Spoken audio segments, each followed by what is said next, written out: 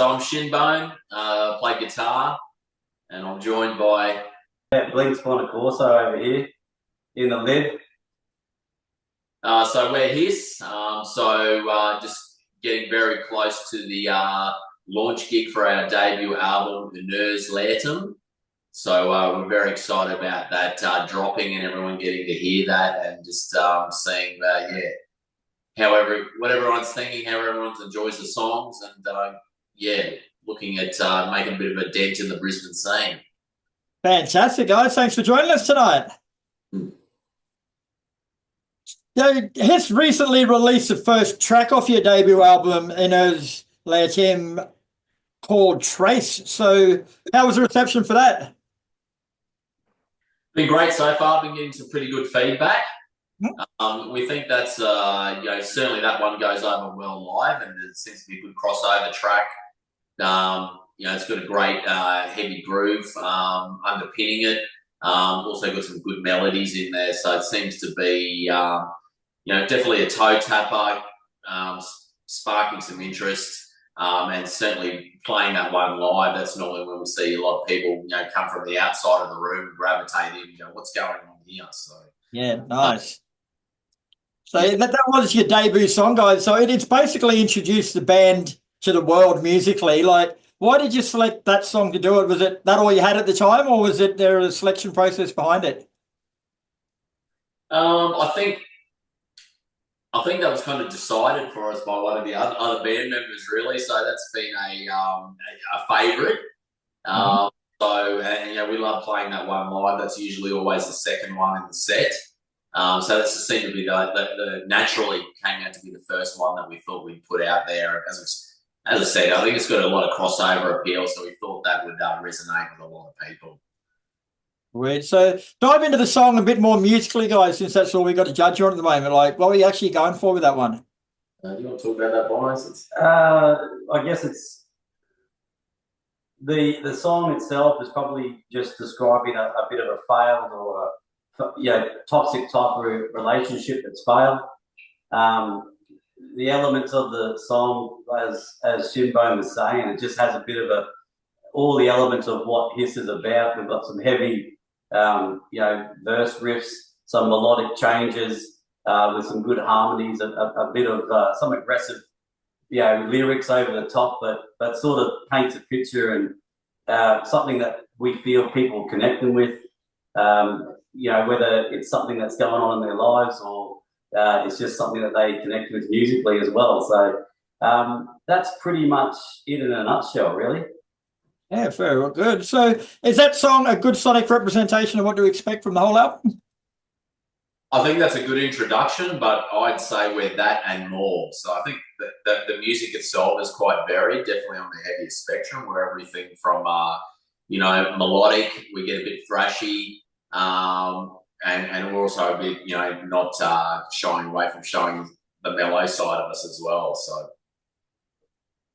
and Enoz Latem is your debut album, guys. So, as a new band coming on the scene, what sorts of things do you think about and discuss going into your debut album? What we discussed going into it, definitely the track listing. What was the right order, what was going to resonate with people, what was going to gel well and come out together. So, we're looking at from a sonic output point of view, what's going to trigger things from people. Like I said, it's got some heavy moments, it's got some mellow moments. Once again, just drawing back to that crossover appeal, I think there's going to be something in there for everyone. Just to add to it too, I think we focused a lot on what our set or show will look like. So, I guess, as you see bands, and there's a lot of great bands out there doing what they do, but it's always nice to spend a bit more time and effort into putting on a bit of a show for people as well. Just to have a bit of that showmanship and bring people in from the first note right through to the last note. So we have a bit of a focus on what that looks like. And a bit of fun, a bit of fun along the way. Yeah, sweet as. And reading through your press release, you guys have been labelled as a grungy garage metal punks. So are all of those influences sprinkled throughout the album? Definitely. Yep. The influences of the band members, and I'm not saying we sound like these bands, but we're everything from Whiskey Town to Warrior Soul, New Order to Napalm Death, The Cure to The Cult. So it's a mixed bag of like a grungy post-punk, thrashy type of sound with some at times indie overtones. So it's a bit of a mixed bag, and I think also I guess represented by the individual looks of the band are quite unique as well. So to complement that, so I guess live, and you can obviously see Bono's in costume here. I think that really resonates with people. You're getting something that's a little bit different from what's out there, and we think that's also going to attract people. Yeah. Well, the press release actually says, like, to get a feel for what his sound like, got to imagine Alice in Chains meets Helmet with a dash of Sex Pistols and Slayer. Oh, that sounds like one hell of a bastard love child to me. Yeah. It's a bit of a melting pot. It's a bit of a melting. We've got one song there where we definitely go, that's our Slayer riff. And just some feedback from other people. On one of our earlier gigs, someone came up to us. They said to us, we're trying to work out what you sound like. And right at the end, the guy goes, you're like Helmet meets Alice in Chains. I thought, I like both of those bands. I'll take it. No. So with so many influences and so many different sounds coming through, like, how do you find the balance in the creative process? Like, how do you know when you've gone too far in one direction or not far enough in another? The writing process is an interesting one, and our main songwriter isn't here tonight, Oscar.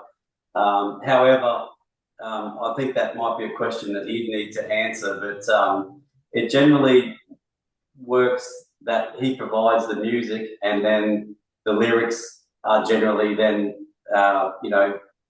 worked into the music. That's usually the process, and really there's generally only some minor tweaks to the original track that's produced in the first place. Oscar definitely comes in with the framework, how it's going to sound. We've been over time, part of the tweaking process is to add a few little flavours on top, if you like. But who knows what's going through his head, because some of the songs take certainly some unexpected turns, and might be conventional songwriting or the path that the listener might think the song is going to take, and that keeps things interesting as well. So a lot of surprises in there.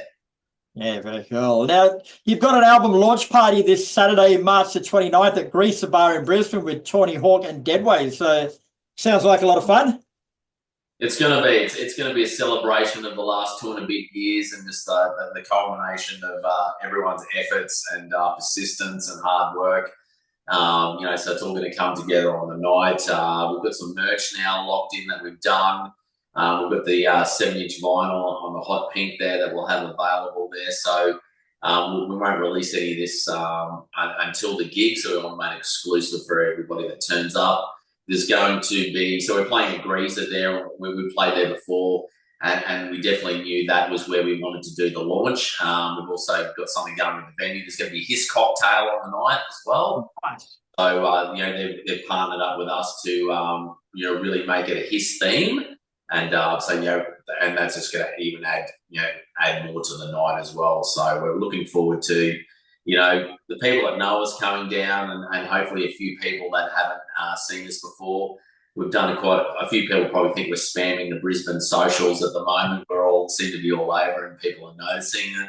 But that's what it's all about. So yeah, we're looking forward to having a big night and just finally getting the album out there to everyone, and just enjoying it, and and going from there. So you've left out one key point, mate. Guess what it is? Free entry. You don't have to pay to get in. Free entry. We're looking for it. So that should be an even more reason for people to turn up. Hell yeah. Now, you got any more shows planned after that, mate, or are you just sort of taking things as they come? We've got something later in the year lined up that we can't quite talk about. I think it's about to be officially announced yet, but that's going to be like a mini metal festival. I think slated for late in October. So hopefully that should be announced in the next week. We've also, this whole process has also been involving networking with other bands as well. So over our two and a bit year journey, also coming across other bands that we want to partner up with and find those right gigs and jump on some right bills there. So there's some talk in the works about getting on some other things with some local bands as well. So we'll probably take a 1 to 2 month break after this album launch gig, and then things will start to heat up for the heading towards the second half of the year. Very nice. And where can people keep up with HISS or buy some of your stuff? So we're on Facebook. That's at HISS Brisbane. We're on recently joined Instagram. I think that's HISS Music AU. We're on YouTube. We're streaming platforms. Hopefully by the end of this week, or maybe on the day of the gig. So we're on there. You'll see us plus all across the Brisbane socials as well. Very nice, guys. All right, well, thanks for your time. Been a pleasure chatting with you. Album launch is at Greaser Bar this Saturday, the 29th. Album should be out around the same time. So best of luck with it, guys, and have a cracker. Thanks, Crispy. We'll hope to see you there, mate. Cheers, mate.